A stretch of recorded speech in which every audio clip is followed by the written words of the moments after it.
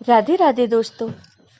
आज मैं आपके लिए छठी मैया की कहानी लेकर आई हूँ। अगर आपको ये कहानी पसंद आए तो कमेंट बॉक्स में छठी मैया की जय अवश्य लिखिए। किसी गांव में एक बूढ़ी माँ रहती थी। उनके एक बेटा और बहू भी थे। बूढ़ी माँ का बेटा बहुत पढ़ा लिखा था और नौकरी करता था। बूढ़ी माँ की बहू भी बहुत पढ़ी लिखी थी तथा नए जमाने की थी। बूढ़ी माँ छठ मैया की भक्त थीं। वह छठ मैया की पूजा बड़ी श्रद्धा भाव से करती थीं। लेकिन बूढ़ी माँ की बहू कभी पूजा पाठ नहीं करती थी। उसकी पूजा पर कोई रुचि नहीं थी और न ही भगवान पर विश्वास करती थी। इधर बूढ़ी माँ नियम पूर्वक पूजा पाठ करती तथा भगवान पर बहुत विश्वास करती थी। इसी वजह से आए दिन दोनों सास बहू में कहासुनी होती रहती थी। दोनों का इस बात को लेकर झगड़ा होता रहता था। बहू कहती थी कि पूजा पाठ से कुछ नहीं होता, यह सब अंधविश्वास है। लेकिन बूढ़ी माँ ऐसा नहीं मानती थी। उन्हें भगवान पर पूरा विश्वास था। एक बार की बात है, कार्तिक महीने में छठ पूजा का दिन आया तो बूढ़ी माँ छठ पूजा की तैयारी कर रही थी। उन्होंने सारा सामान लाने के लिए अपने बेटे को बाजार भेज दिया। बेटा बाजार चला गया। इधर बूढ़ी माँ पूजा की थाली तैयार करने लगी। तभी बहू वहां आ जाती है और अपनी सास से कहती है कि क्या माँ जी, जमाना कहाँ से कहाँ पहुंच गया और आप अभी भी पुराने जमाने में जी रही हो। पूजा पाठ करने से कुछ नहीं होता, कोई छठ मैया नहीं होती। ये सब बेकार की बातें हैं, यह सब अंधविश्वास की बातें हैं। तब सास अपनी बहू से कहती है कि बहू, इतना घमंड अच्छा नहीं है। माना कि तुम पढ़ी लिखी नए जमाने की हो, लेकिन तुम्हें भी पूजा पाठ पर विश्वास रखना चाहिए और तुम्हें भी छठ मैया की पूजा करनी चाहिए। छठ मैया तुम्हारी सब मनोकामना पूर्ण करेंगी। छठ मैया की कृपा से ही मुझे बेटा मिला है। अगर तुम भी छठ मैया की पूजा करोगी तो तुम्हारी भी गोद भर जाएगी। यह सुनकर बहू और ज्यादा गुस्सा हो जाती है और अपनी सास से लड़ने लगती है। दोनों में पूजा को लेकर झगड़ा हो रहा होता है। तभी बूढ़ी माँ का बेटा सामान लेकर बाजार से आ जाता है। जब बेटा माँ और पत्नी को झगड़ते देखता है तो अपनी पत्नी से कहता है कि देखो, तुम्हें पूजा पाठ नहीं करना तो मत करो, तुम्हें भगवान पर विश्वास नहीं है तो ना सही, लेकिन मेरी माँ से झगड़ा मत किया करो। अब तुम जाओ और तैयार हो जाओ, हम सब छठ मैया की पूजा करने घाट पर चलेंगे। बहू ने कहा ठीक है, मैं अभी तैयार होकर आती हूँ। फिर बहू बिना मन के तैयार होकर आ जाती है और सब मिलकर छठ मैया की पूजा करने घाट पर चले जाते हैं। घाट पर सब पूजा पाठ शुरू करते हैं, लेकिन बहू का मन पूजा पाठ में नहीं लगता और वह वहां से अकेले ही मेले में चली जाती है।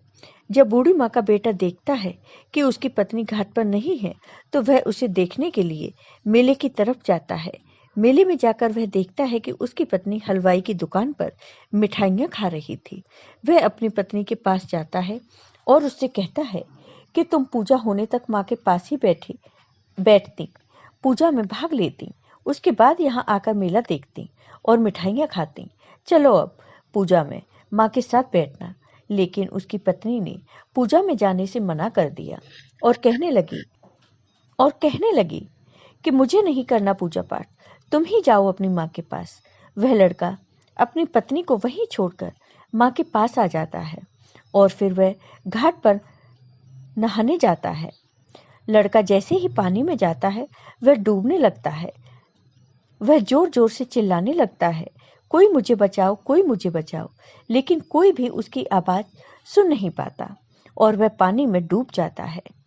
जब बूढ़ी माँ को पता चलता है कि उसका बेटा पानी में डूब गया तो वह जोर जोर से रोने लगती है और छठ मैया से कहने लगती है, हे छठ मैया, मैंने हमेशा तुम्हारी पूजा की है, बड़ी ही श्रद्धा पूर्वक तुम्हारा पूजा पाठ करती आई हूँ। मुझसे ऐसी क्या गलती हो गई जो तुमने मेरी कोख सूनी कर दी। मैं तो घाट पर तुम्हारी पूजा करने आई थी। छठ मैया, तुमने ऐसा क्यों किया? मुझे इतना दुख क्यों दिया? उधर मेले में सभी लोग चिल्ला रहे थे, कोई पानी में डूब के मर गया, कोई पानी में डूब के मर गया। जब बहू ने यह सुना तो वह दौड़कर घाट पर आई और उसने देखा कि उसकी सास रो रही थी और पति पानी में डूब के मर गया था। तब बहू पागल सी हो जाती है और अपनी सास से कहती है, मैंने तुमसे कहा था पूजा पाठ से कुछ नहीं होता, सब बेकार की चीजें हैं, सब अंधविश्वास हैं, कोई छठी मैया नहीं होती, लेकिन तुमने मेरी बात नहीं मानी। अब तुम्हारी वजह से मेरा पति पानी में डूबकर मर गया। और यह कहकर बहू जोर जोर से रोने लगती है। तब वहां खड़े सभी भक्त छठ मैया से प्रार्थना करने लगते हैं और कहते हैं, हे छठ मैया, इन बूढ़ी माँ का बेटा वापस कर दो। माँ तो दयालु है, सबकी विनती सुनती है। तभी नदी में एक लहर उठती है और लहर के साथ ही बूढ़ी माँ का बेटा वहां आ जाता है। उसे देखकर सब बहुत खुश होते हैं। बूढ़ी माँ अपने बेटे को देखकर जोर जोर से रोने लगती है और बहू भी अपने पति को देखकर खुशी में जोर जोर से रोने लगती है। वहां खड़े सभी भक्तों के भी आंसू आ जाते हैं।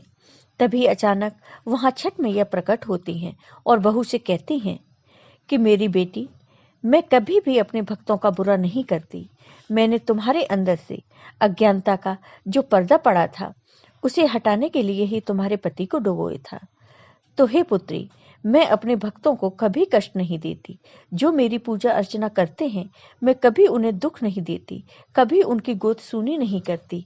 इतना कहकर छठ मैया वहां से अंतर्ध्यान हो जाती हैं। फिर बहू को मन में भी पूजा पाठ करने की जिज्ञासा होती है और वह अपनी सास के साथ छठ मैया की पूजा बड़ी श्रद्धा भाव से करती है। छठ मैया की पूजा करने के बाद बूढ़ी माँ अपने बेटे बहू के साथ खुशी खुशी अपने घर आ जाते हैं। यह सब देखकर वहां खड़े सभी भक्त छठ मैया की जय जयकार करते हैं। सबकी आंखों में आंसू आ जाते हैं। फिर सभी भक्त छठ मैया का पूजा पाठ करते हैं। तो हे छठ मैया, जैसे आपने बूढ़ी माँ पर अपनी कृपा की, वैसे ही अपने सभी भक्तों पर अपनी कृपा बनाए रखना। जय हो छठ मैया की। आपको ये वीडियो पसंद आया हो तो कमेंट बॉक्स में कमेंट करके जरूर बताइए। साथ ही मेरे वीडियो को ज़्यादा से ज़्यादा शेयर करिए। धन्यवाद दोस्तों।